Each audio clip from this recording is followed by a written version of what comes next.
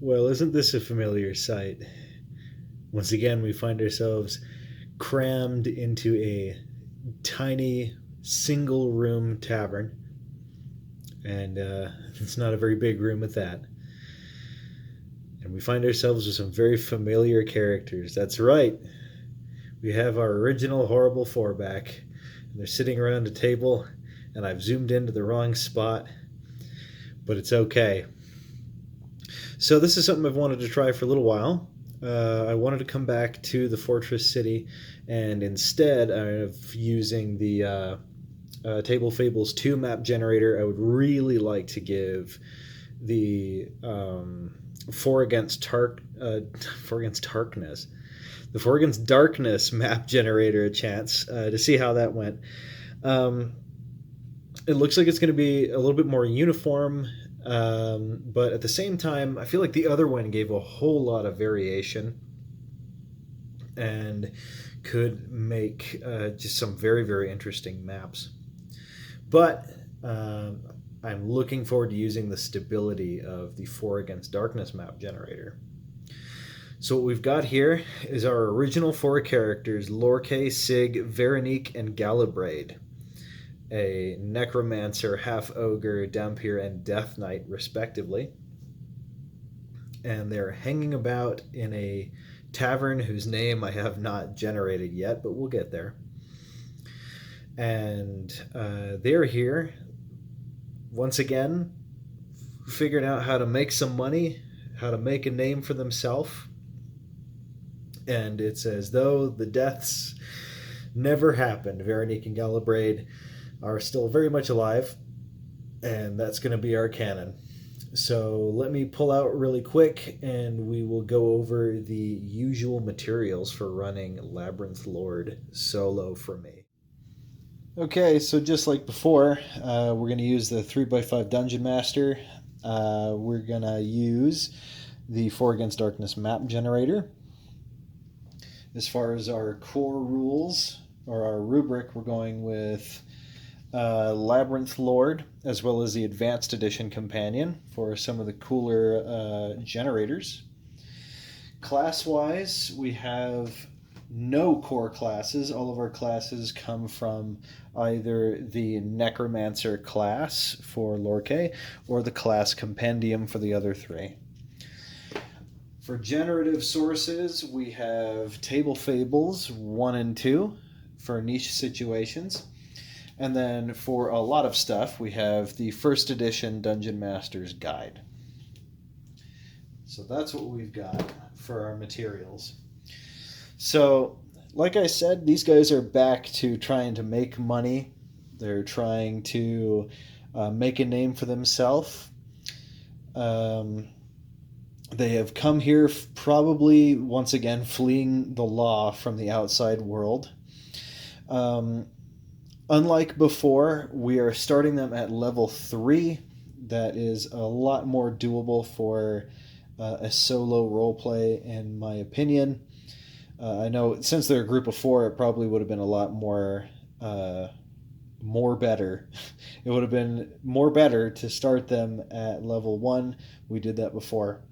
I just want to start them at level 3 because that's cool. Going over some of their stats. Lorkay, just like before, I forgot to do his armor class and his weapons. Well, he's unarmored, so his armor class is probably 10, and he's probably using a dagger. His spells, looking at the Necromancer class, they start with Read Magic, 1 Magic User spell, and 1 Necromancer spell. And then he learns another Necromancer spell automatically anytime he would get a new spell slot or every time he levels up. I'll have to look again. But his spells are Read Magic, Shield, Cause Light Wounds, Summon Skeletons, and now he has Summon Zombies.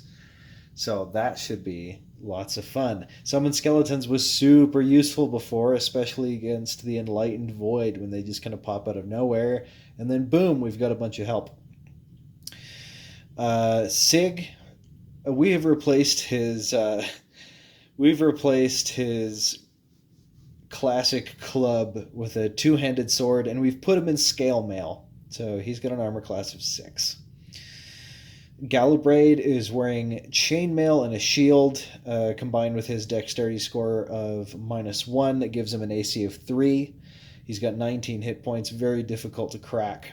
And he's carrying a bastard sword, which he cannot two-hand because he's using a shield. Veronique, like before, is using leather armor, is carrying a bastard sword, and is using a crossbow. The special abilities of each of these guys is Sig can throw big rocks. He can throw big rocks to deal 2d6 damage, which is a ton. That's quite a bit. Galabrade has Vow of the Forsaken, Unholy Pact, and Dark Armor. Dark Armor means that whenever he is fighting something of the good alignment, I think specifically lawful good, I think he gets an additional 2 armor or something like that. Veronique has Hide in Shadows and Move Silently Like a Thief, but she also has Charming Gaze, which if she manages to get that off, whoever falls victim to it acts like they're under the effects of the charm spell. She also has Bloodlust, which means she can attack with her teeth, and she can heal equal to the amount of damage she causes. And she has Accursed Touch, which I cannot remember what that does, but we will figure it out. I'll see when it comes up. But for now, let's see if we can generate a quest for these 4. Here we go. We got our D100s. We've got Table Fables 2, and we're going to move my arm around so you can see. We're going to do D100 quests. So here we go. You ready? We've got a 33. What is 33? 33. The party is caught in the wilderness by a terrible storm. That's not going to work. We're in the fortress city. Let's try again. 79. That's a ways back here. Please don't be another wilderness thing. Okay. A town hires the party to find a group of lost children. The kids formed their own adventure group and went off to find treasure in old kobold mines. You remember in the first episode of The Horrible Four when we went down into that dungeon and we found a bunch of kobolds? I think they're headed there. And I don't think they've gotten there yet. So I feel like what we should do is we should search this lair of the fortress city. Who knows where we are? Because this place is rather large. So let me clear off their character sheets. And we will start... we'll start asking around. And then we're also going to start sort of crawling through the hallways and the narrow streets of the fortress city. But first, it once again falls to our courageous leader, Veronique, to go asking around because every single one of us, except for her, has abysmal charisma. Let's see. No, Galabrade's got 13. That's not terrible, somehow. Anyway, Veronique has a whopping 16 charisma, so we're probably going to be depending on her. Okay, Veronique, what are you going to do? We are going to, first things first, let's see, she's going to ask this guard. This guy, he's like the closest guy to us, or rather, he's the first one she saw when she turned around. So he's going to say, okay, what do these kids look like? Do we have a name to go by? And so we'll address the oracles and see what this guy knows. So does he know anything about the kids? 1, no, and I don't know the and. But he hasn't even heard of what's going on. He lives under a rock. Or at least he didn't even know there were kids missing.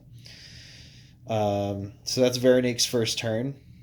So next we're gonna go to D3. 1, 2, 3.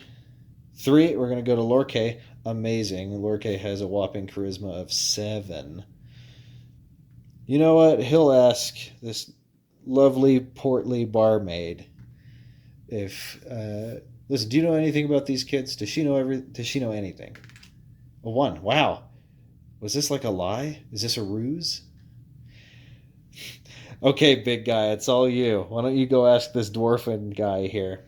The reason I'm doing this is because I would like to kind of, I'm sort of immersing myself, and if one of these guys knows anything, then maybe we can get a location as to where as to where they think the kids would have gotten by now. Because I don't think honestly they could find their way all the way down there. Because we're not on the ground level. This one room tavern, which is nameless so far, still is on an upper floor. Um, I'll describe a little bit of what the Fortress City is more in a little bit. But what about it, Sig? Can you get something from this dwarf off there in the corner? Does he know anything? No, we are rolling ones consistently. Gallowbraid, it's up to you. You got two people here you're talking to. So let's see. For the merchant, 4. Yes. But he's heard there were kids missing. He knows that they left in a certain direction. They left from around here. It said in the quest they were trying to be adventurers, so maybe they pulled the whole let's meet in a tavern. So they went to the tavern down the street and were like, "Yep, we met in the tavern. Let's go." So he must have saw him here, and he knows what they look like. He knows their names. He just didn't know where they were going. So let's ask her because she's right there as well. Do you know anything about the children? I mean, that he's talking about? No, another one. This is the worst D6 in the universe. I'm gonna get a different one, but it's too late. Uh, so all we know from this initial investigation, as I kick the camera, is that uh, they started here and they left. Meanwhile, in a room nearby, just to the left, I don't know where the east, west, north parameters are, keen elven ears pick up on the conversation, and a certain wizard might have something to say to us. So she comes on out into the dining room where the rest of them are. She's going to say, "Somebody looking for those kids that left earlier?" And our party all kind of immediately turns and looks at her. And Veronique, being the leader, says, "Yes, we're looking for some missing children." Admittedly, it's a bit strange for a group of ruffians like us to go looking for just missing kids, but truth be told, we're a little bit desperate as far as the cash situation goes. So we're looking for pretty much anything, and I think the wizard would buy that. As I mean, we're looking a bit worse for wear, and we look tough enough to get around in the fortress city. We hope. So she does know something, according to a roll I did a minute ago, which totally wasn't fake and was a real roll. Uh, and what does she know? What she knows is going to be determined by the twists.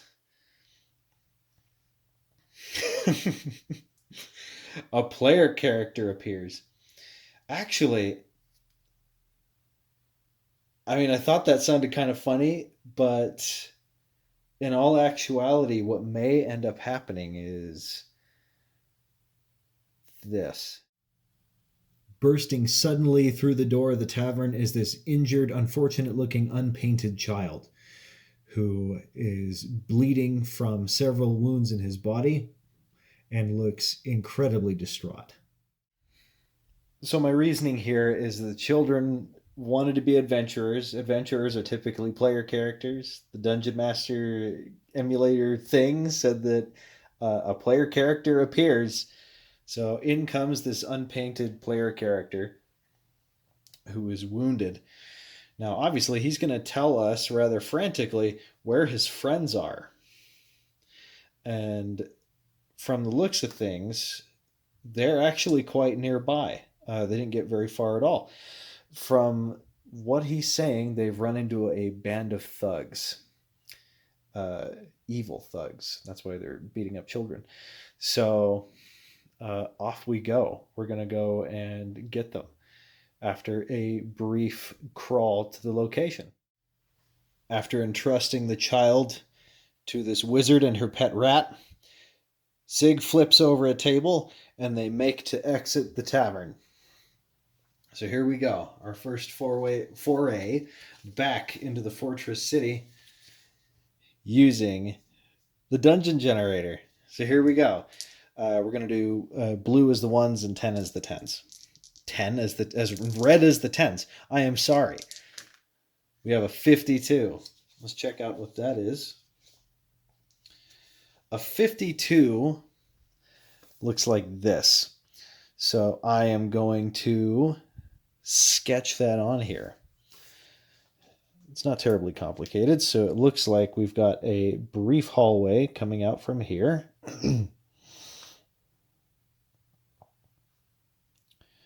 Which goes out there. Down here. Door. Down there. Hall. Just realized we didn't get any directions from the child, but I will roll per room.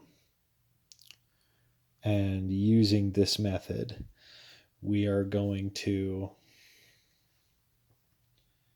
determine which room has the child in it, or has the children in it who are under attack from a bunch of thugs. Okay, so we've entered this room. Let me adjust the camera here. Hopefully we don't run out of playmat. But to avoid this, we will strategically take turns that benefit the layout of the dungeon. So our boy is first. So I think what he's going to do is he's going to go here and he's going to investigate this door. Oh, we can actually determine what's in these rooms. So we're going to use the oracles. No, we're not going to use the oracles because the oracles have like yes, but, yes, and we're just looking for a yes. So I think there's a 2 in 6 chance that the children are here since they're nearby. That's 6. Nope, they're not in here. We can determine what's in here using the table fables thing if we really want to. But I feel like time is of the essence, and this looks like just kind of some, it's like an intersection.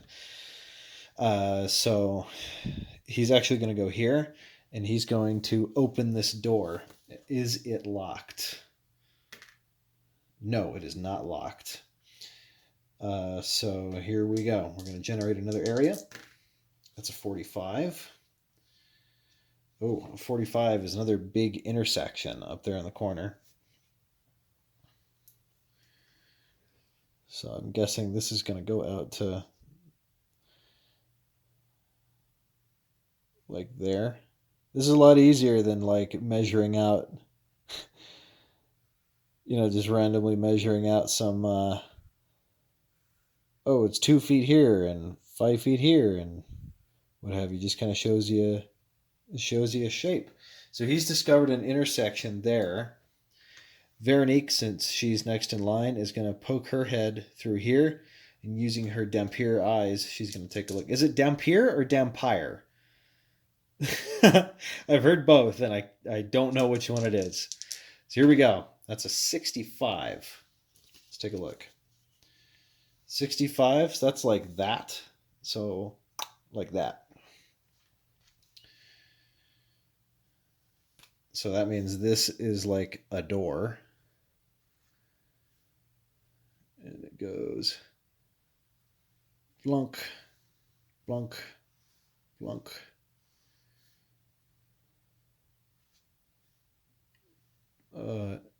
Blunk, like that. And then there's a door there. It's not quite as claustrophobic as the, well, I mean, it is. These are like one lane things. But it's definitely turning out a lot cleaner looking than Table Fables 2. It'd be interesting the next time I do this one to kind of use them back to back and see what we think. Lorkay is simply going to move into the room behind them, as is Sig.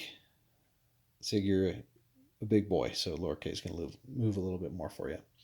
Actually, Lorkay is going to take a peek down here. Like, this is like the edge of the table. So if it's something too big, we're just going to say, it's a locked door.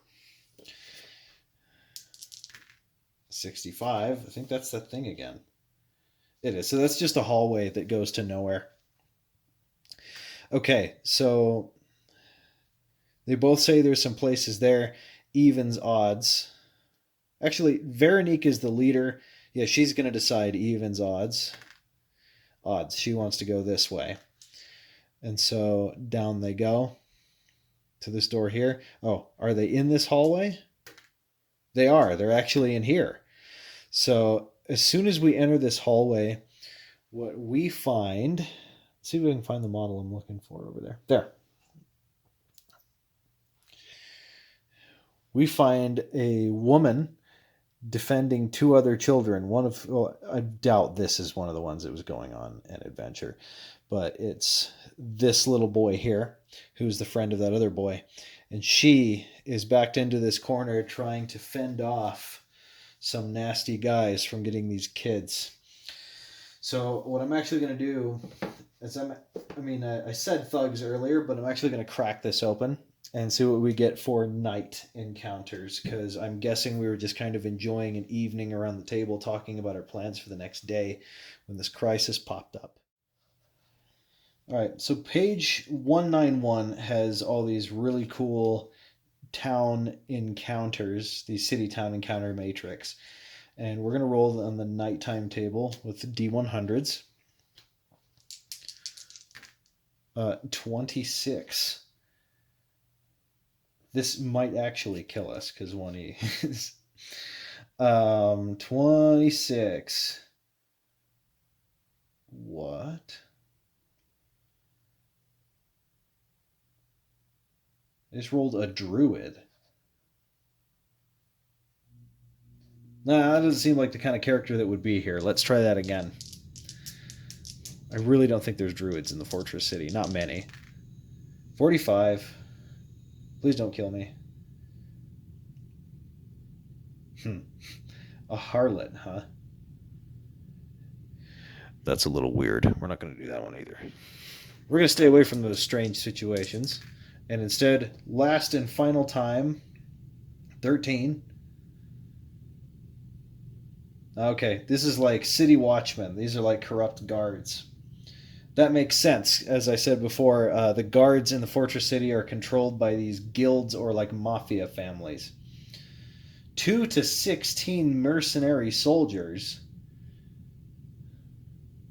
Wow. Oh, sorry, watchmen. Here we go.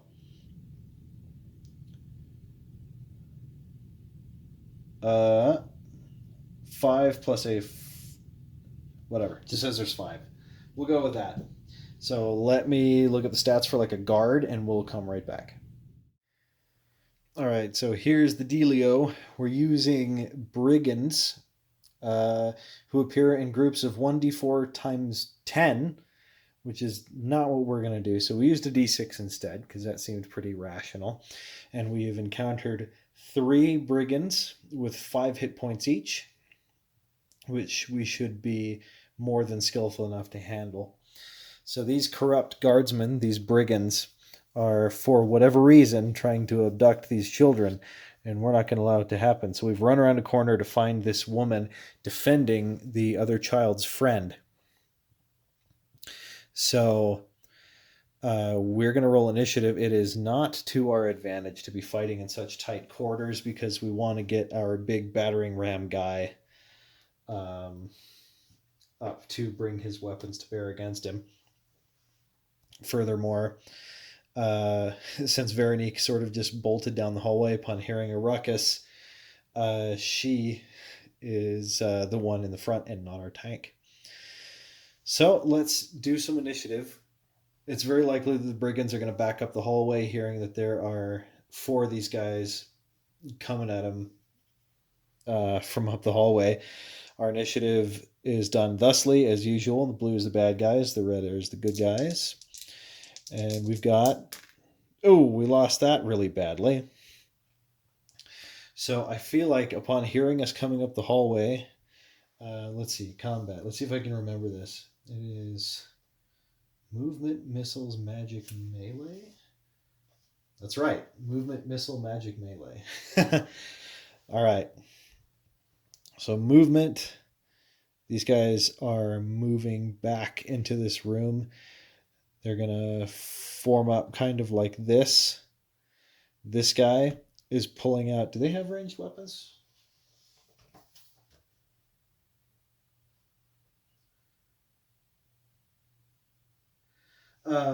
It says they have 1d6 damage. I'm going to give this guy a crossbow. So he pulls it out. He's going to be shooting up the hallway. Although he can't see her, so he's pulling out a crossbow anyway.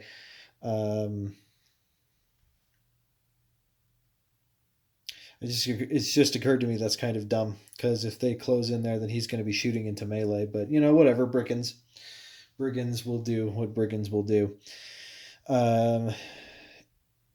He can't actually see around the corner, so that means it is now our initiative. So our movement goes thusly. Veronique is going to run into the room. Lorque, who should be at the back, is going to enter right behind her. He actually has he has a cause light wounds spell prepared. Our battering ram Sig squeezes out of the hallway like he's some kind of big mountain of meat. Comes into the room. Missiles, no missiles to declare. Magic, Lorque is going to be casting Cause Light Wounds. Cause Light Wounds requires an attack roll, so he's going to reach out his hand after speaking an incantation. Look at that, Sig so big he hides both of them in his shadow. So here we go. He's got a Thaco of 18. These guys have an armor class of... What we got here? Just says armor type. So let's make them wearing leather armor. So their armor class is 8. And he's got 18, which means he's got to roll a 10. He's got to roll an 11 because he has a -1 to hit with melee attacks on his character sheet. So here we go. He's got to roll an 11 or higher. He rolls an 11. Oh my gosh. Thank you. That's D6 plus 1 damage from his dark spell. That's 6. How much? I said these guys have 5, right? Oh, he just killed a guy. Nice. Good job, Lorque. I'm not used to him being able to do that. He typically sits at the back and summons a bunch of guys. And now melee, Veronique is going to use her bastard sword on this guy in the corner. Veronique's Thaco is... Oh man, I think I got... No, Lorque's Thaco is 19, not 18. So he actually missed. He did not deal damage to that guy. Luckily, I think that means the spell is not expended, but that's okay. Okay, melee. Her Thaco is 18. And she gets a +1 to hit from her strength score.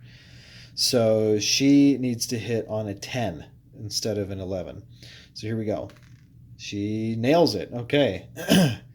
She's using that two-handed, so that's 2d4. That just means she can't roll a 1. It's almost the same, because otherwise it's a d8.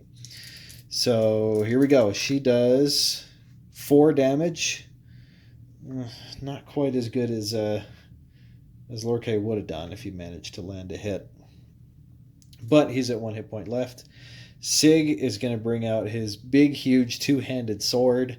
And Sig also has a +1, and his Thaco is also 18. So he needs to roll a 10 or higher. And he fails. That's Galabraid's job to fail, not you. Well, Galabraid's failing anyway. He can't get into the room. Okay, well... We're going to have to move our guys around, but it's time for the next round of initiative. So here we go. We win this time. Okay, so movement. I should probably be declaring what they're going to be doing. Let's see. Are attacks of opportunity a thing in this?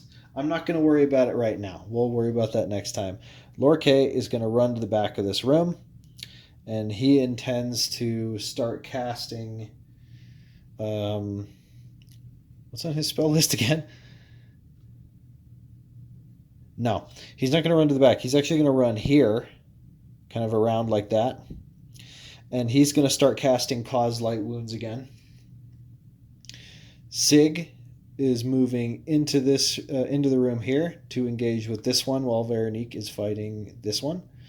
And Galabrade is going to come in and draw his own bastard sword with his shield. And he's going to engage that guy right there. So, yeah, we will execute. That's movement.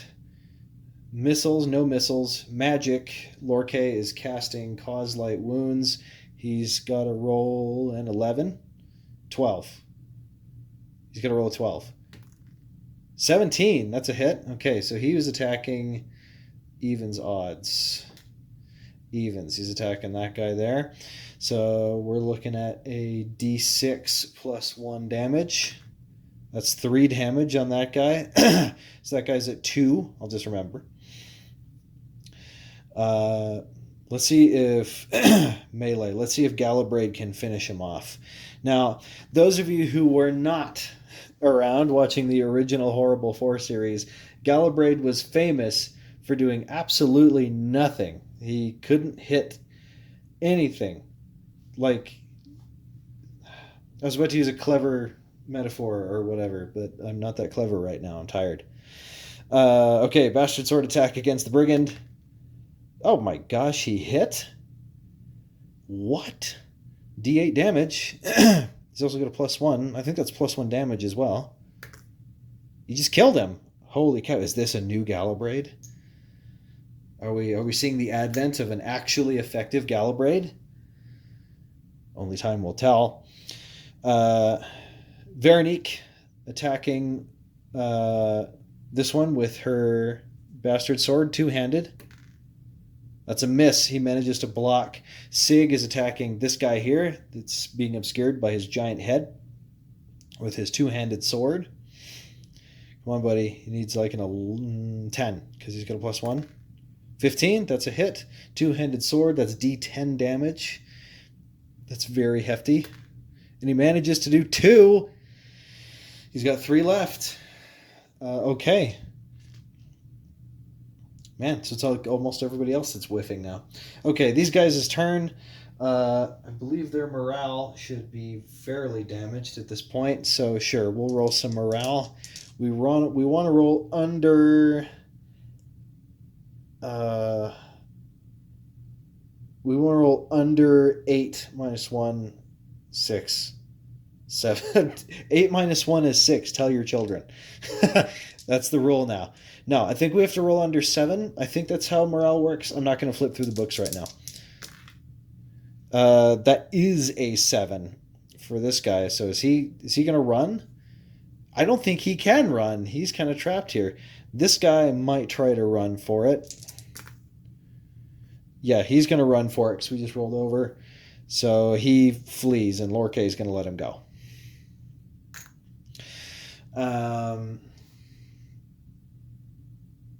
So does that mean this guy surrendered? Okay, we'll use the oracles and see if this guy's surrendering right now. No. And in fact, he's scared so blind that he is going to attack Veronique in a blind fury. So here he goes. What kind of attacks do these guys have? Whatever. I'm going to say their Thaco's 18. Or, 18. Because they're like fighters. 4? No way. She easily blocks it. All right, initiative once again. It feels almost bad. We're just throwing this guy in the corner and beating him up. That's simultaneous. Sure, I'll try and execute simultaneous. Now, in first edition, they executed simultaneous through weapon speed. But I don't think there's weapon speed in this. So, this guy's 1 hit point left. I just remember that. I'm going to generate a dexterity score for him on the fly, and if it's higher than Veronique's, he will go first. That's an 11, 12, 13. Veronique's dex is 13. It's exactly equal. Okay, they're just going to attack each other at the same time. This first roll is the Brigand, who scores a natural 20. That's okay. I don't think critical hits are a thing in Labyrinth Lord. I'm rusty. I got to come back and look at it. So he hit her, Does she hit him? Or sorry, movements. Bang. There we go. And Galabraid is left out, and Lorca is left out. And does she hit him? No, she does not manage to hit him. So he does d6 to her. She takes 5 out of 16. She's at 11. But now big boy Sig is going to do his thing with his two-handed sword and rolls a natural 1. Guys, now is not the time. Now is not the time. Whoa. I will now drop a die, which lands perfectly in the fold of my pants, and I pick it up immediately. We win initiative. So we're not going to do anything except have these two attack this poor brigand in the corner. I guess we'll say Veronique hit because it was like closer to her. And she deals... What am I doing? He's got 1 hit point left. She just kills him. I'm tired. Anyway, so we managed to kill these brigands. My main purpose for doing this is twofold. I wanted to come back to the Fortress City and play these 4 characters, and I wanted to use this guy. So for now, we've managed to save these 2 kids and this lovely young mother from a group of corrupt guards who were actually brigands. So we'll figure out what that's all about next time. For now, thank you for watching. I know it's been a while. Stuff's all over the place. Good news is that the module that I'm writing has been picked up by the team, and we are having correspondence. And I'm very excited to be having work done on the module. I will let you know how close it gets to being done. Okay, see you in the next one.